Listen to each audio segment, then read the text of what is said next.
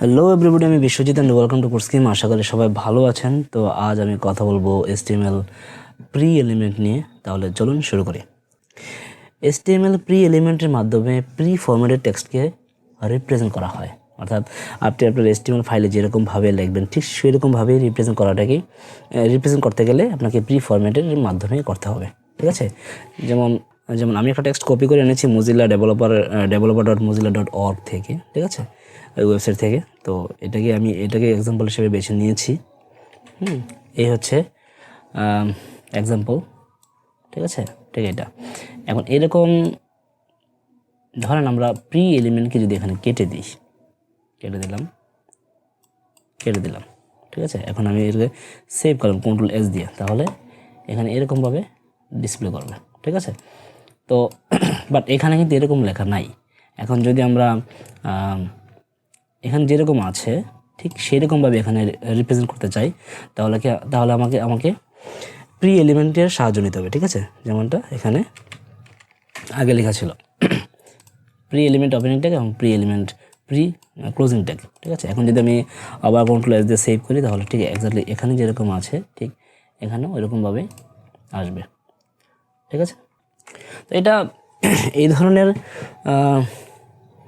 যখন আমরা ধরেন প্রোগ্রামিং রিলেটেড কোনো কোডকে রিপ্রেজেন্ট করতে চাই, তখন আমরা প্রি এলিমেন্টের সাহায্য নিয়ে থাকি। বেশিরভাগ ক্ষেত্রে এটাই হয়। তাছাড়া অন্যান্য আরও অনেক ক্ষেত্রে প্রি এলিমেন্টের ব্যবহার হয়। যেমন ধরেন যদি আমি এখানে এটা কেটে দিলাম, এটাকে রেখে দিই, কোডের মাধ্যমে থাকবে। আমি আর একটা প্রি এলিমেন্ট নিলাম, একটা HR নিয়ে নিই।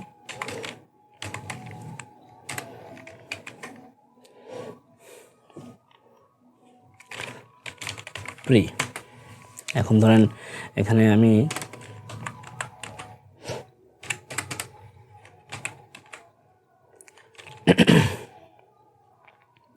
একটা ফাংশন নিলাম।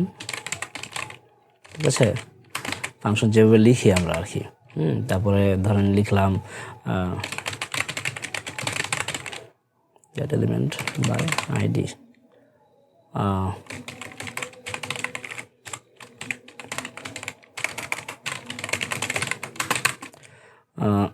এটা একটা জাভাস্ক্রিপ্ট কোড।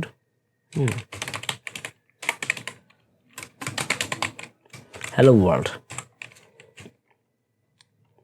আমি এটাকে সেভ করলাম। এখানে দেখেন একটা জাভাস্ক্রিপ্ট কোড এখানে দেখা যাচ্ছে। এখন যদি আমরা এখানে একটা স্ক্রিপ্ট লিখি, স্ক্রিপ্ট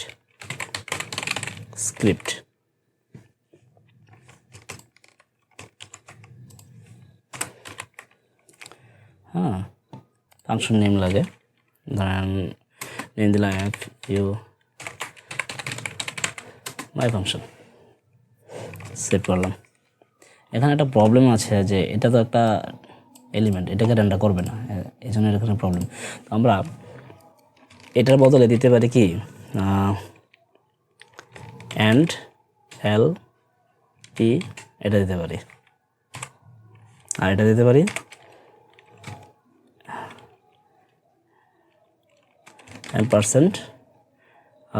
%GT।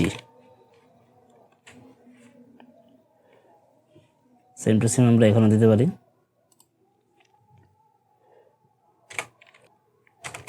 কি দিলাম and LT